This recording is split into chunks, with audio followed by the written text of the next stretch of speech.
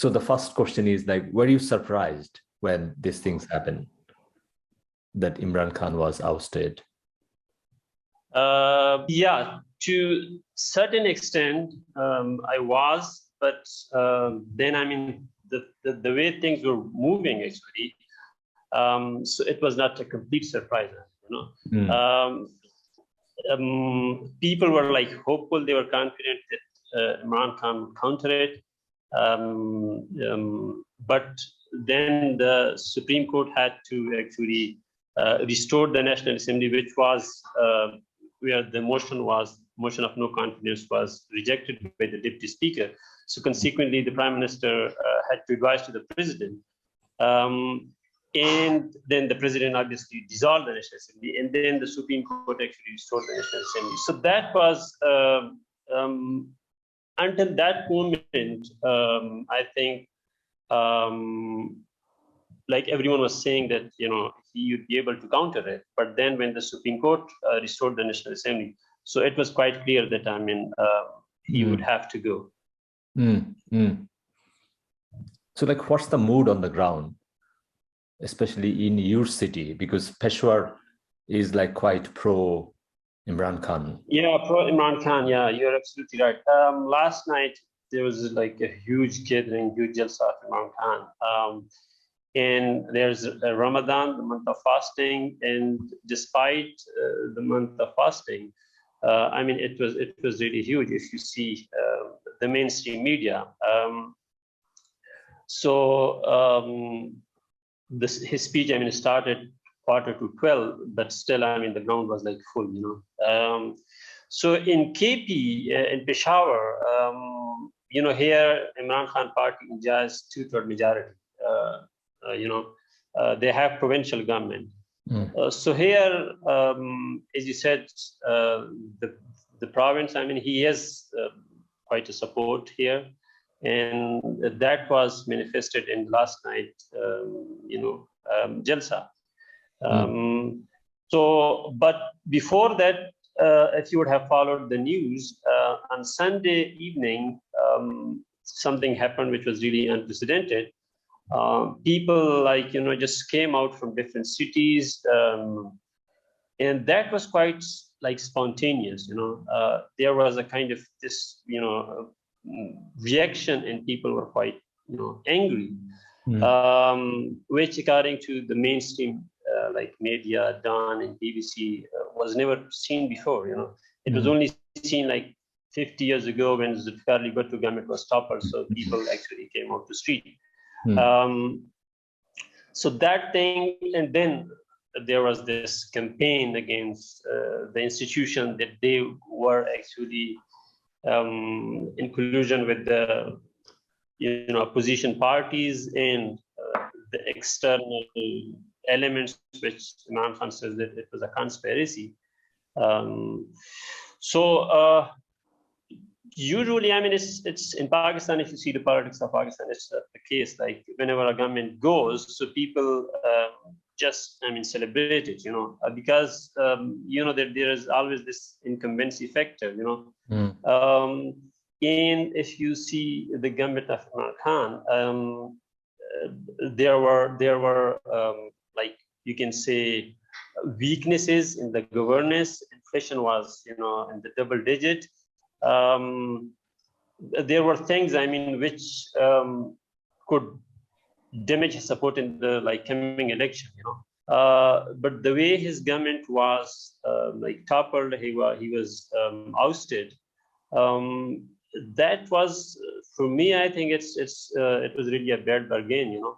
Now people think that he's been ousted because of the external agenda. Like, how far this is true, I mean, we don't know, because we don't have that communique in front of us.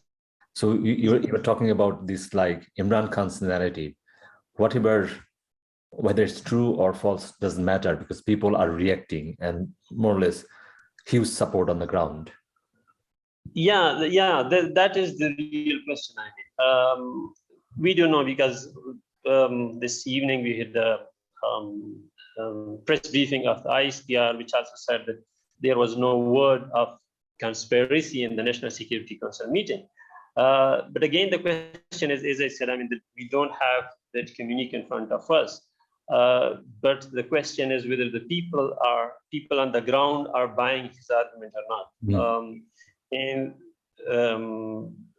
The last night Jalsa gathering on Sunday night, when people came out, that showed that people are simply buying his argument. And then there is another problem, as I said, I mean, as you see, the opposition parties which have come from different political backgrounds, some are like leftist, some are rightist, some are centrist. So they are also like having quite an unnatural alliance. So now, until now, they have not, the new Prime Minister, Nawaz Sharif, has not formed the cabinet, So they were together, but when they were in opposition. So now they are in the government, so everyone is trying to like get a maximum out of it. And the People's Party is actually thinking, they believe that this government should continue because then the Pakistan Muslim League Nawaz would actually bear the consequences of any failure on the part of the government. In the Muslim League Noon, they are thinking that it would be good. I mean, they also fear that if we stay like for a long time, I mean, if we complete this tenure, so then we cannot say that there is inflation, there is this and that because of Imran Khan. So they would not be able to blame Imran Khan for the government failure.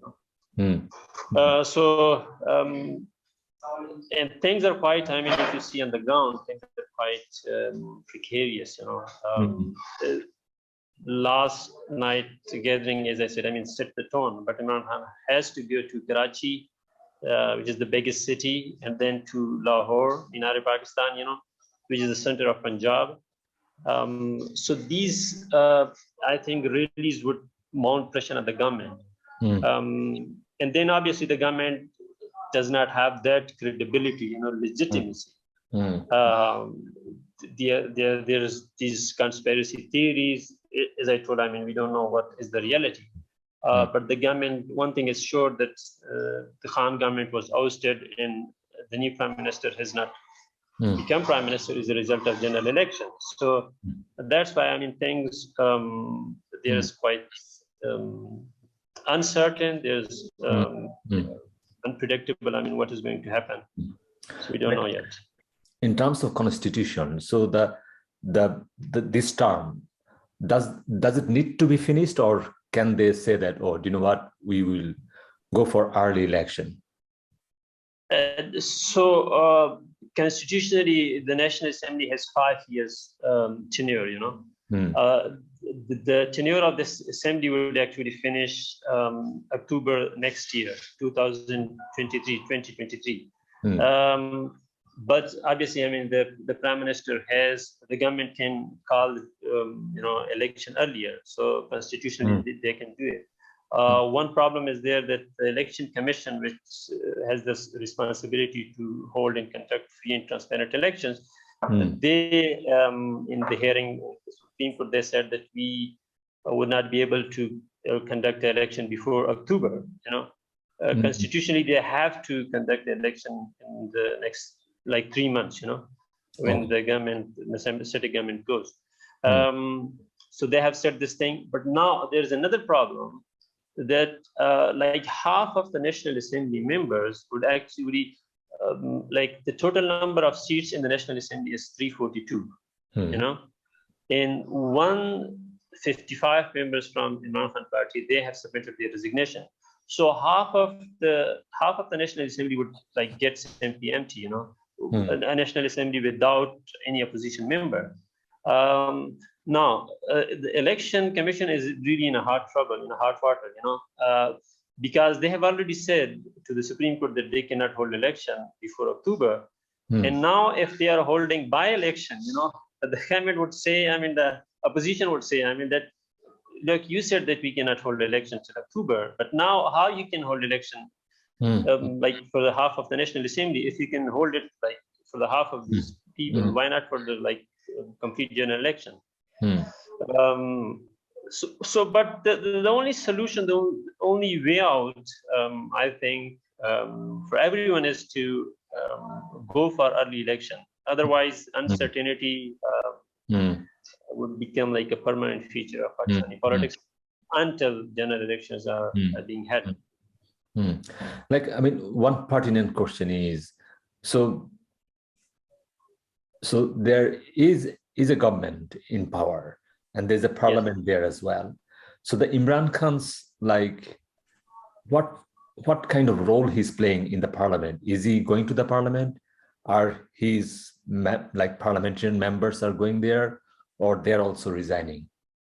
No, as I said, all his members, members of National Assembly, they have resigned from the National Assembly. And until now, at the moment we are talking, so 123 MNAs, members of National Assembly, resignations have already been accepted. Okay. So including his resignation, obviously. So as I said, half of the National Assembly would be empty, and half of the members would be, not attending the National Assembly as a consequence of their resignation. Going back to that, the most important question. With me, the way I see it, the timing was really bad, so that lots of things happening around the world. So this is not the moment to actually, disrupt some kind of process, what's been happening. But it looks like, Imran Khan was struggling with the economy, the inflation was going up, unemployment rate is going up, people are actually struggling with their money, with their jobs, their livelihood. That's kind of you can say that's the kind of fact on the ground. But at the same time, I think it's a global trend as well. Every country is now struggling in terms of economy.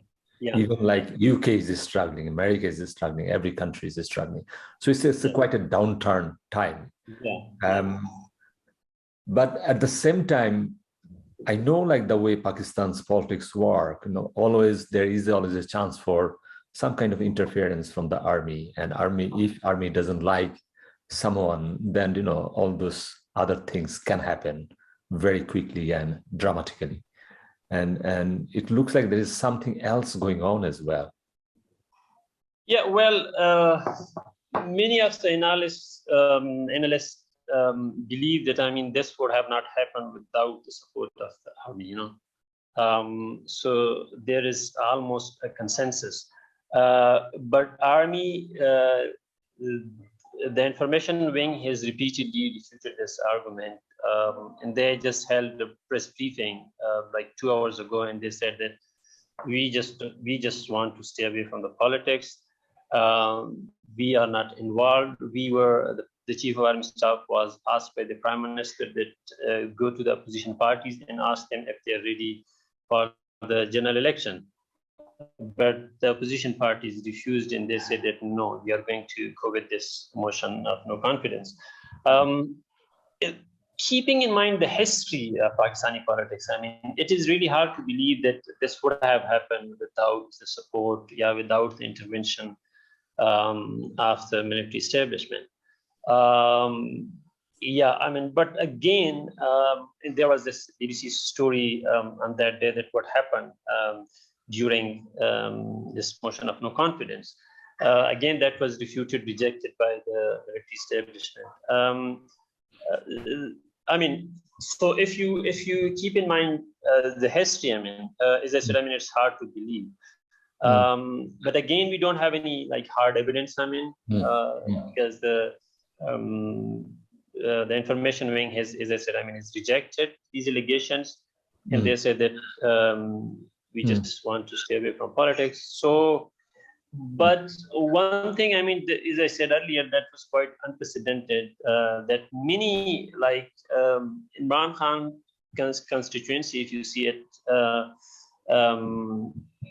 it is actually the middle class, educated people. So this was the first time that the army had to face severe criticism from this middle urban class, which was never seen before. Like in some the peripheral areas, for instance, Balochistan and KP, the army had to face this criticism, But this was the first time that it was really huge. It was really huge. I mean, that. So, yeah, I mean, as I said, I mean, there is almost kind of consensus that this could have not happened without the military involvement. But again, officially, the army has rejected all these allegations. So, like, I want to go through, I was reading some articles, academic articles as well. So the current army chief is General Bajwa, isn't it? General Bajwa, yeah. Yeah. So he was supposed to retire, and then he got extension. Yeah. And Imran Khan had to change some kind of constitutionalism to give him extension. So Imran Khan did a favor to him, but I think he got his second extension now, isn't it? This question was asked by a journalist from the DGICR, that because General Bajwa wanted extension, that's why Imran Khan was supposedly not ready to give him extension.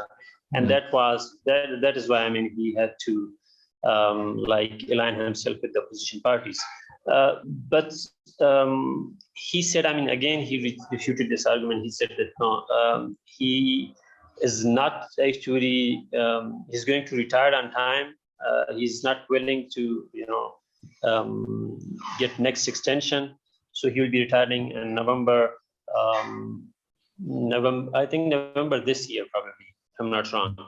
So again, I mean, this was this is one of the allegations, but the army has rejected it. So basically, he confirmed that he will not take. He confirmed that he'll be retiring on time, November. I'm not sure this year or next year, but he confirmed that, I mean, he'll be retiring. Because that's interesting, because I mean, I think there was also a problem with the former ISI chief, because Imran Khan had some kind of favorite there, and then army chief did not like it. Yes, so that the outgoing ISI chief, that time, I mean, if you see the Taliban actually recaptured Kabul. So the prime minister was of the opinion that he should continue for a while because of that uncertainty across the border. But the army chief appointed a new ISI chief. So there was some differences at that time between the military establishment and the prime minister. So after that, I mean, there were these that before that you would have heard that the military establishment and the civilian government are on the same page. But then from then onward, we saw there was a kind of, I mean, again, both the prime minister and the military establishment have refuted this allegation that there was any kind of misunderstanding or any kind of threat. One thing is quite interesting. I was following this, I mean, listening to Imran Khan's speech last night. He questioned the judiciary, and he asked him that you should explain. I mean, that in my entire career I have never violated, constitution, and I have never violated any, law of the country, and then what was the need to open the courts at midnight? So, why you did this? I mean, was I violating constitution or breaching any law of the land? But he did not question, and he did not. I mean, he touched, but that was between the line. That it was not the Pakistan of 1970 when there was a martial law. That Ziaul Haq actually came to power.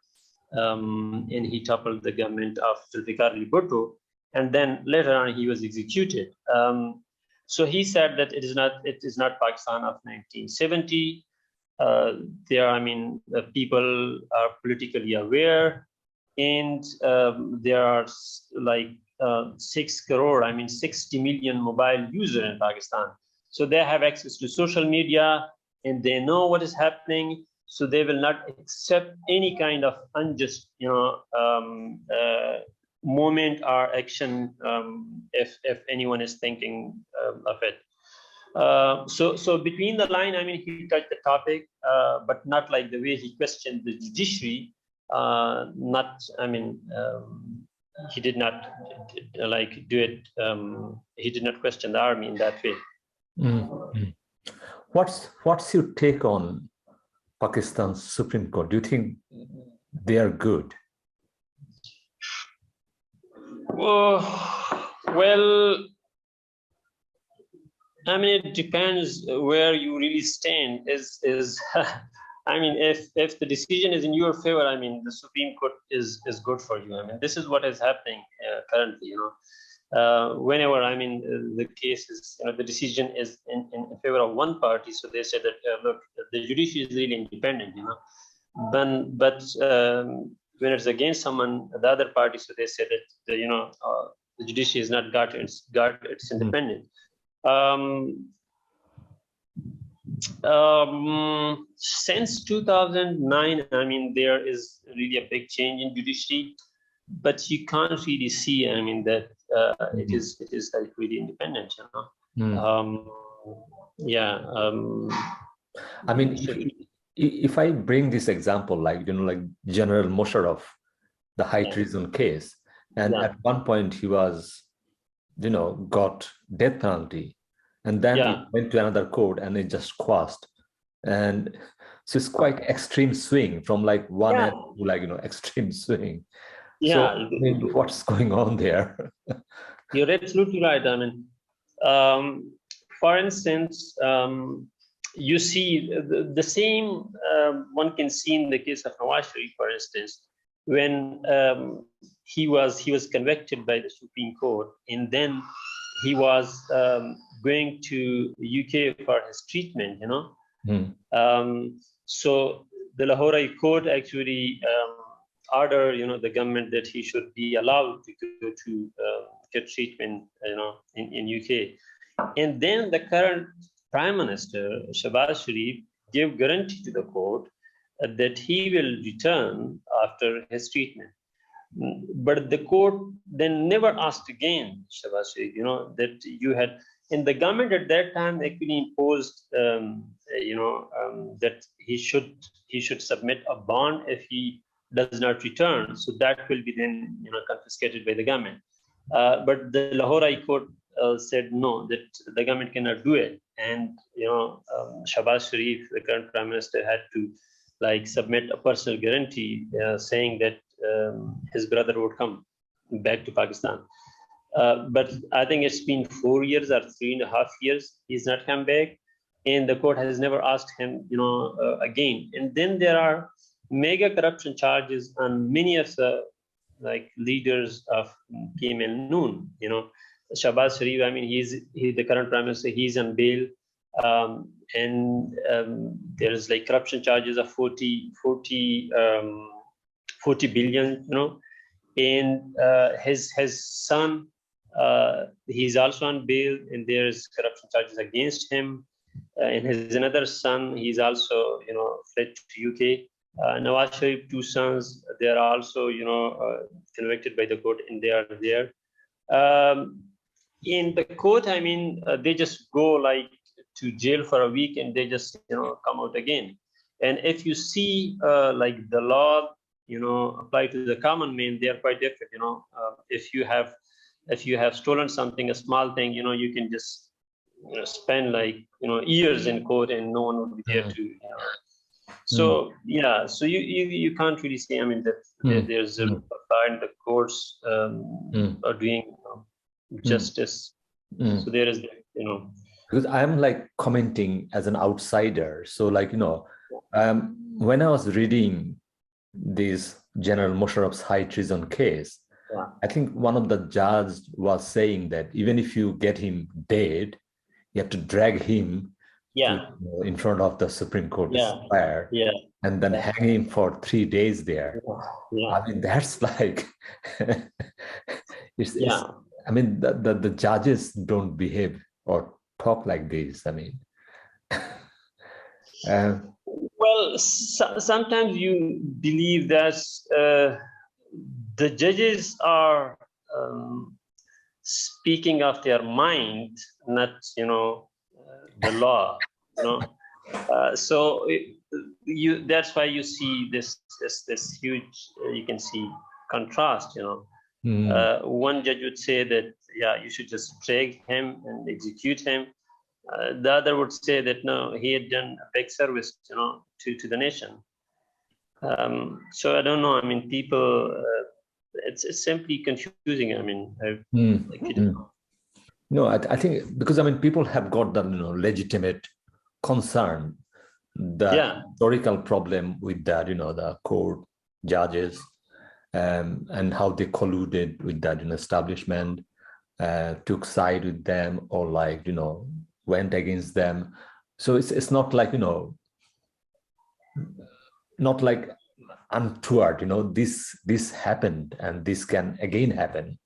And so the Imran Khan's followers has got legitimate concern that why the court came back to the session in the middle of the night. I mean, so what's the rush there? Well, what's the rush there exactly?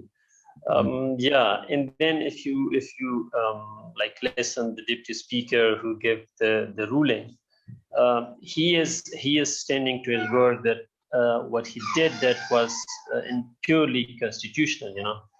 He did not violate any constitution. And then I was just reading an article on BBC that can this the judiciary like interference can pave the way for future interference. Will they reduce the supremacy of the parliament? Because the way they gave their verdict that this and then when they came back in the middle of the night, that was, I mean, that they are actually like intervening in compromising the sovereignty, so supremacy of the parliament. And then, as you said, I mean, we have like a long history. I mean, where the Supreme Court actually colluded with the establishment. Since the creation of Pakistan, this law of necessity, was applied, many times. And as I said, I mean, since 2009, people were hoping, and judiciary has changed, no doubt, but not to the extent one can say that it is absolutely, I mean, free in its decision. Like for like flip side of the argument is obviously the Supreme Court has got the right to interpret the Constitution. They can intervene because that's the highest court. But at the same time, the court has to have those, so that no one can ask question that why did you do it this way? Why not that way? Like, I mean, so those questions will be asked, I think. I mean, because, obviously, I mean, as it is said that the justice should not only be done, the justice should be seen as well, as you said, I mean, it is the responsibility of the Supreme Court, I mean, to interpret the Constitution, because, I mean, the ultimate authority lies with the Supreme Court actually to interpret the Constitution. But then the question is that whether it is interpreting it in its letter and spirit, according to the spirit of the Constitution. In one of the I think indicator of that is like the acceptance of the the decision, like that whether people accept it or not. So that is, I think, the big question. I think if in overwhelming majority, do not accept that interpretation of the Constitution the way they do it, So one can then one will obviously ask question that it was not according to the spirit of the constitution. I mean, do you think, because of the historical problem with like army always tends to come back with full force and then with some kind of martial law and then take control of the whole country.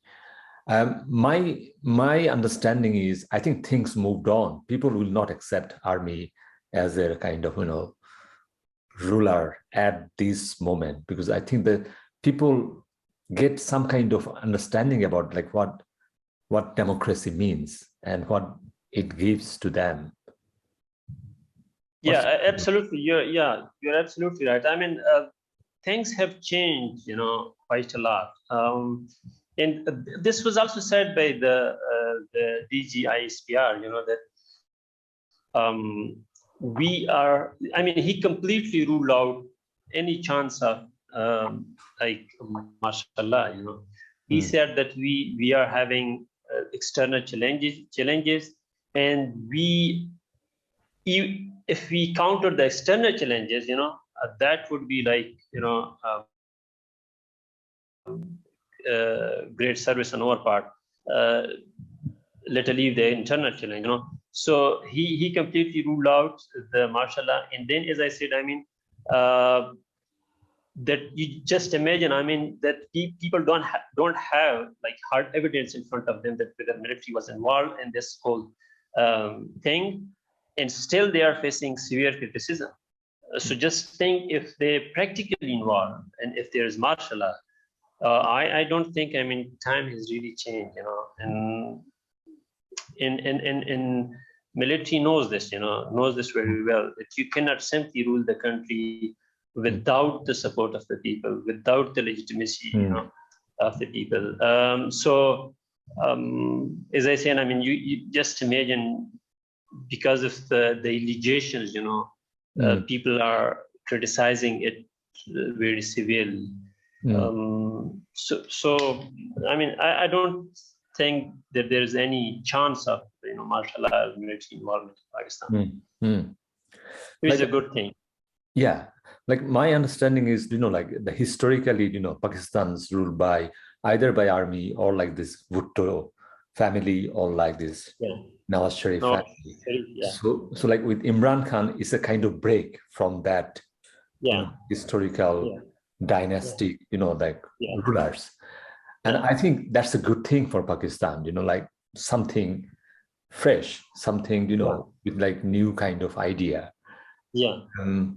I think whatever happened, like whatever the legacy of Imran Khan is, I think that's a progress for Pakistan's, overall political understanding about what kind of country they should look for or like heading for.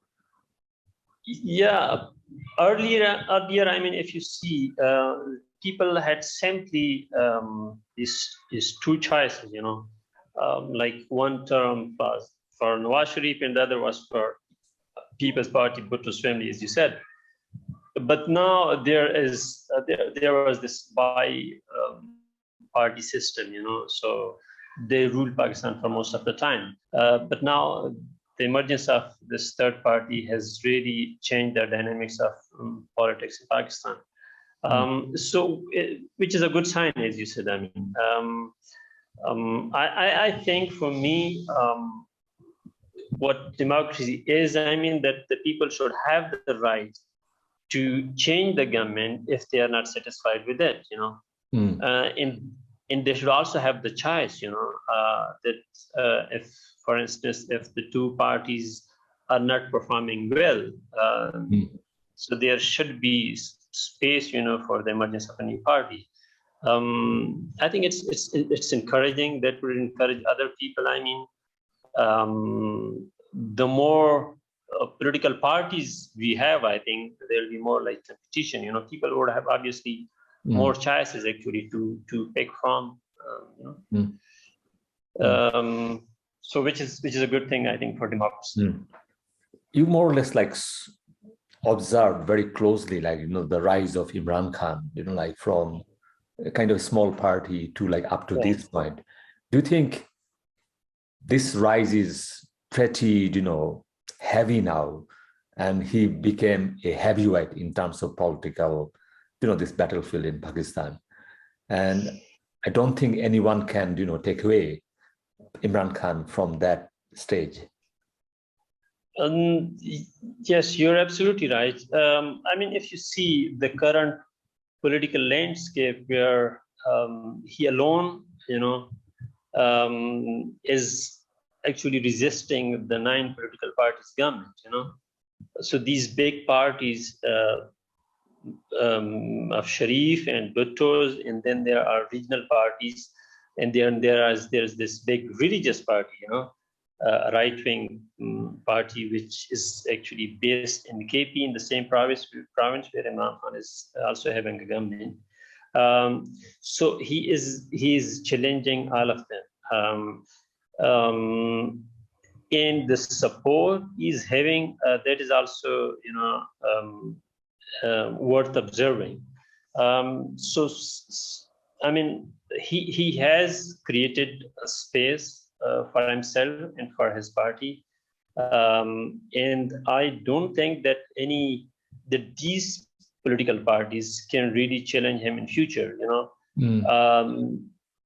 Another force, which is not tainted, for instance, which is not corrupt, for instance, and which has the qualities of leadership, that can potentially create a challenge for Imran Khan.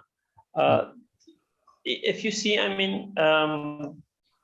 I said, inflation was skyrocketing in Imran Khan period, and then there were like other governance issues.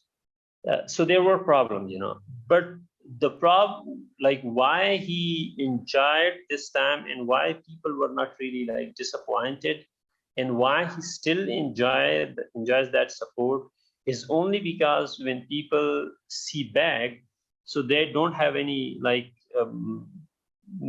other option. They don't have any alternative. They just see these old, corrupt faces, so which provides a kind of space and opportunity for Imran Khan to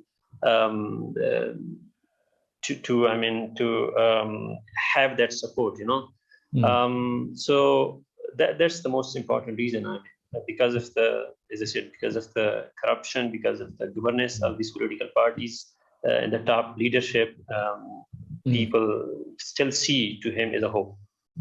It looks like whatever Imran Khan did, it looks like he has got serious popular support from the ground, and he still can actually win the election, even if it happens tomorrow. I think Imran Khan struggled with his foreign policy mechanism, where, he did not make good friends there. Even like when he was going to meeting like Putin just before invasion, that was not a good move. And also he fell out with like Biden and America. But at the end of the day, because when your economy is struggling, it's like a real politics, isn't it? You have to go after those institutes, like where you get the money. So if you go to like Russia will not give you money right now. It's just IMF and all those institutes who are actually controlled by America. So America has got serious leverage in terms of world economy and the money supply and all those things. And also, I'm not sure, like Imran Khan a bit retracted from China as well. He was kind of, put some kind of break there. So he was not getting too much support from China. Perhaps he did not want it, or like what's going on in terms of his foreign policy? There was, this tilt, I think, I would say more to China and Russia. We don't really have the figures, in terms of like financial support from China. But obviously, if you follow his interviews, he was time and again asked this question, and he was, on many instances, he was pushed hard actually to criticize, what is happening in Xinjiang, to the Muslims, if you see. But he was quite careful, and he never criticized China, and he always supported the Chinese model. and they also, I mean, Chinese government also, I mean, in terms of like, if you follow their statement, as I said, I mean, we don't have this facts and figures in front of us, like that how much money, how much foreign aid was given by the China. But overall, I think there were some issues in terms of the CPEG.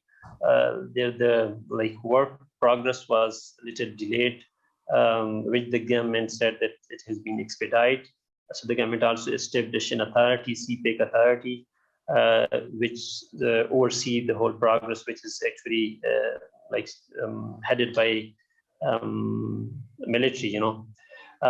So which supervise, which oversee the whole work of the CPEG. In terms of his visit to Russia, again, this was said by the ISPR DG that he had the institutional feedback input to visit Russia. So there was, you know, there was this input from Foreign Office and from the military establishment that the Prime Minister should go to the Russia. But the timing, that it came as a shock to us when he was there and Ukraine was actually attacked. But what he's saying is that because you know, I was pursuing an independent foreign policy, and that is why the US was not happy with that. So that is why they colluded with the, you know, opposition parties. But there was, I mean, if you see, there was this change, I would say, tilt. I mean, that Pakistan was more like, you know, I mean, aligning itself or sidelining with China and with Russia, you know. Obviously, I mean, it said that it wants a good relation with the US as well, but we did not see any breakthrough, any significant development between, you know, the Khans and Biden government, you know. But at the same time, like Pakistan's army is heavily relied on USA. Yes, one of the like arguments is that because his independent foreign policy was actually not aligned with the US interest in the region, and that was creating, because of that, the US was actually, I mean, US is a superpower, so it was it can potentially, and it was potentially creating, like, you know, financial problems for Pakistan, and that would obviously affect the military, you know.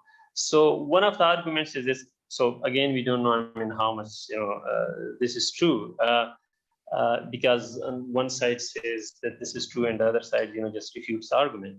But yes, this has also been like this, I mean, being discussed, that army did not want, like, you know, like a bad relationship with the US, because, as you said, it's heavily relying on US for its defense, you know.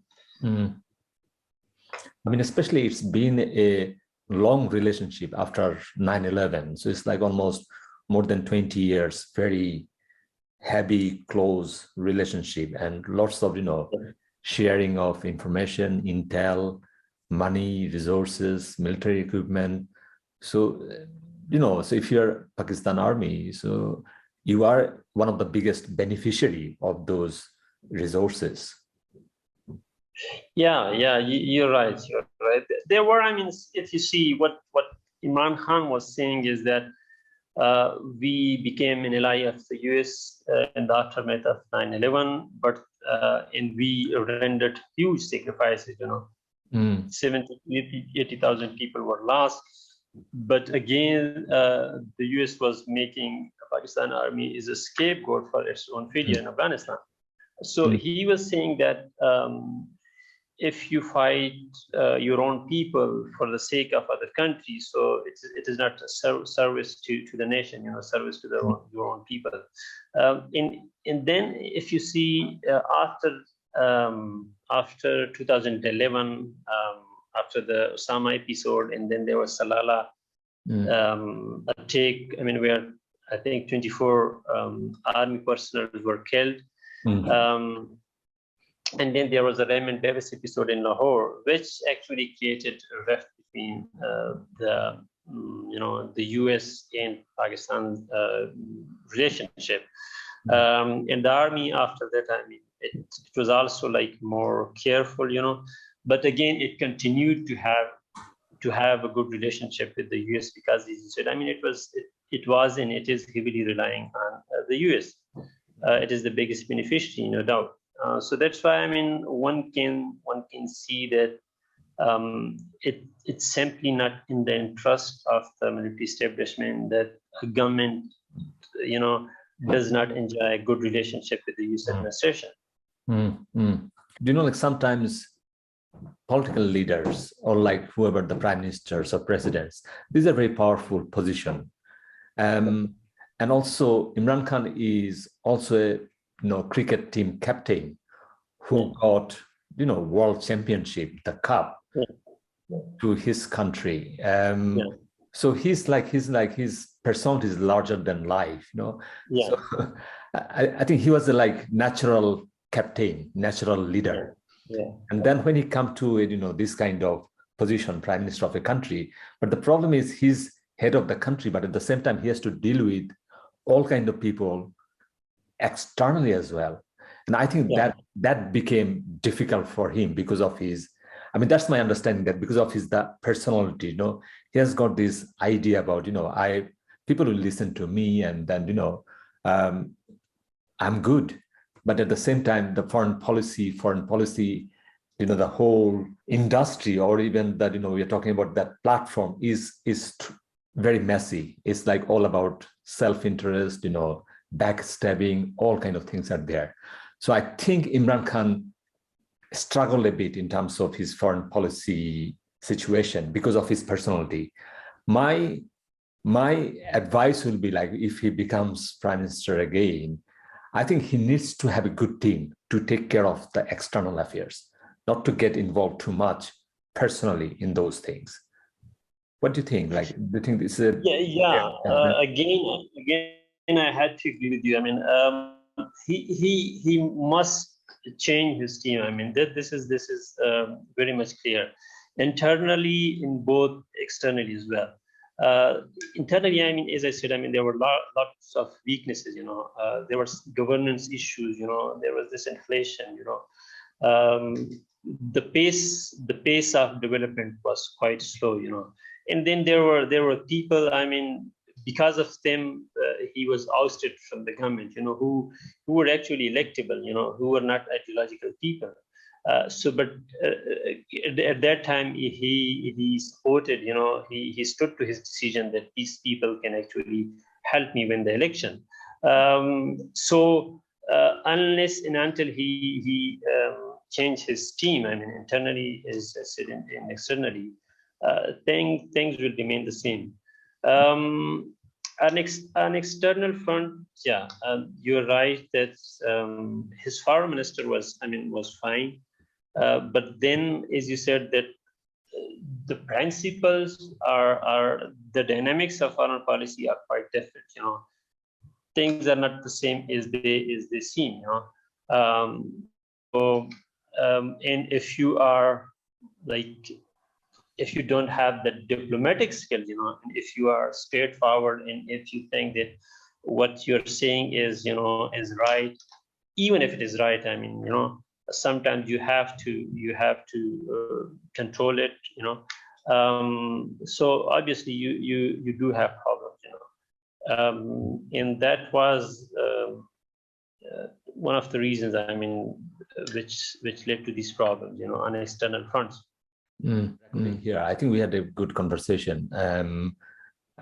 So just a couple of other things. I think the way the academia will be in future, we are not only academic, but also we are journalists as well. Because we, bring information. And I think people tend to trust us more than, because, I mean, you can see in our talk, we did not decide anything, conclusively that's the right. That's the wrong, because politics doesn't work like that way. And people don't understand that. Because we are emotional, we are emotional animals. We try to find out who is right, who is wrong. But I mean, it's not straightforward, this idea about black and white.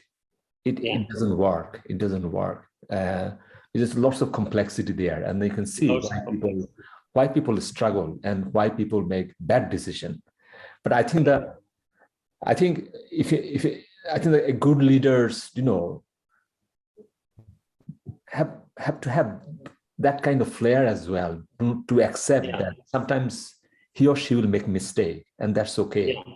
And then sometimes they have to. Yeah, the good thing is that that the most important thing is, that in addition to that he must be efficient, but he should be honest. One of the most important qualities of the leader is that if something is not going good, and if he has made a mistake, for instance, that he accepts it.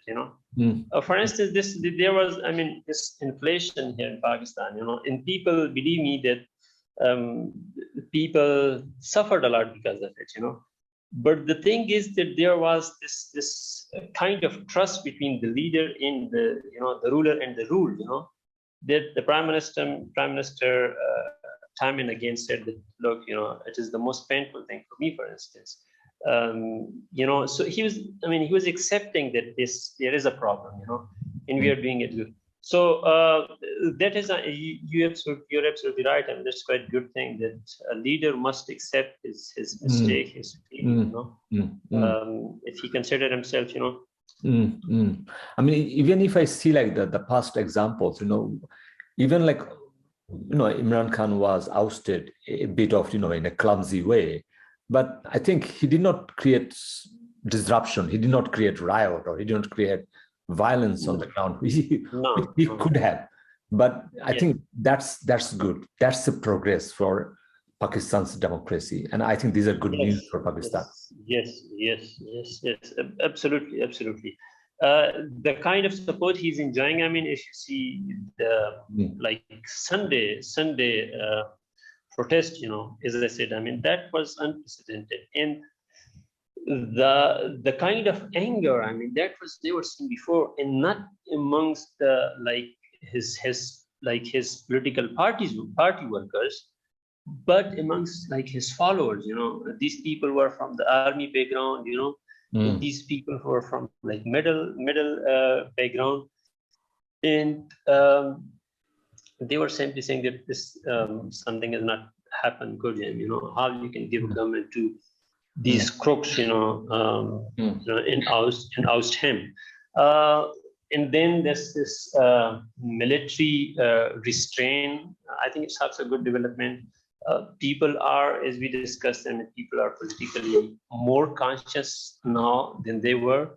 And army knows it very well that they cannot simply intervene directly in the country. Obviously, they would, indirectly try to influence things and control things, but certainly not directly.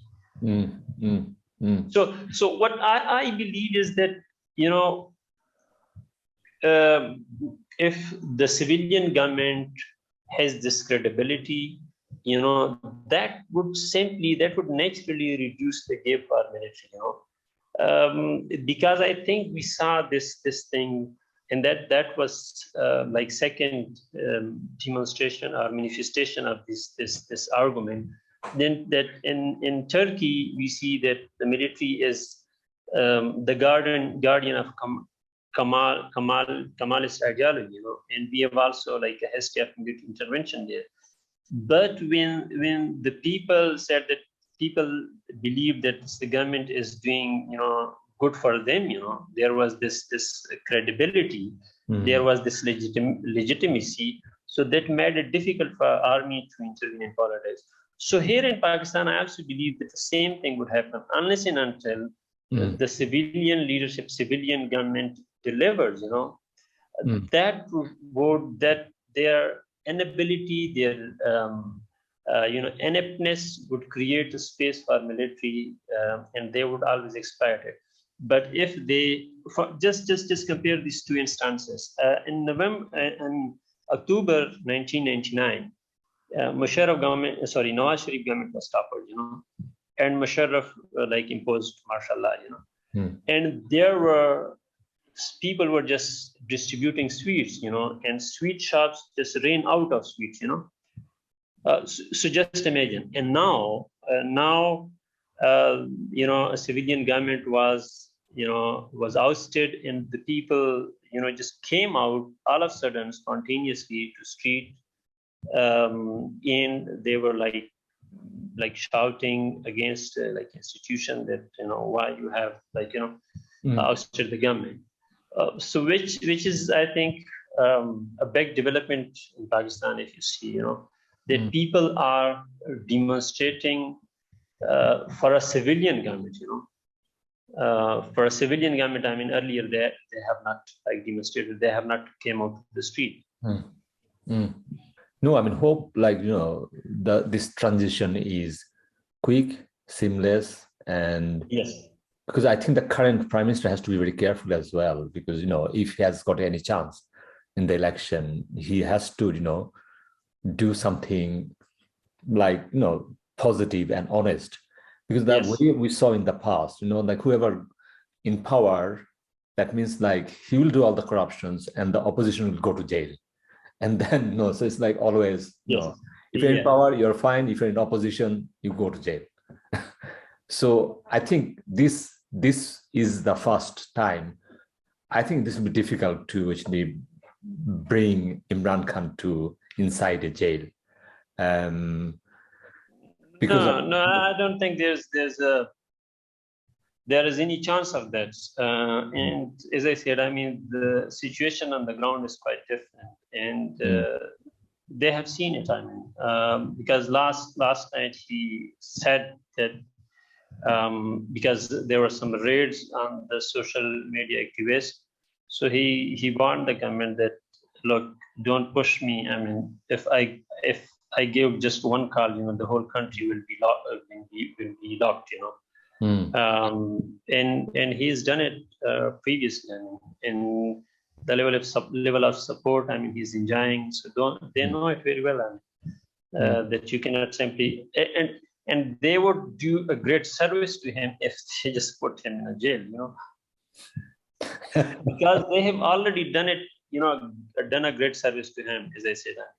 If he was allowed, after 5 years, he would not have that kind of support, because as I said, I mean, there is always this incumbency factor, and if things were not, people would, hold him responsible for the things.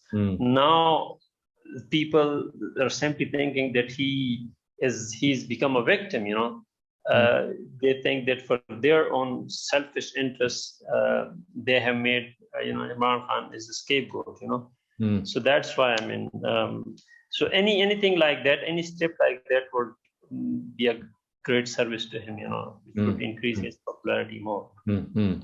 I mean, especially, this country has got so much potential, this country has got so many good people on the ground, and also the diaspora population around the world as well. This country should be, one of the most powerful in terms of economy, in terms of human rights, in terms of, human development index. No, I mean, this country should not be like this poor. It just it looks like it's just a mismanagement of the country itself. But Alamgir, thank you so much. So thank you so much. So I'll let you go. So thank you. Get in touch. Okay. Thank you so much, Abdullah. Thank you so much. Thank you. Bye bye. Take care. Bye. Take care. Thank you.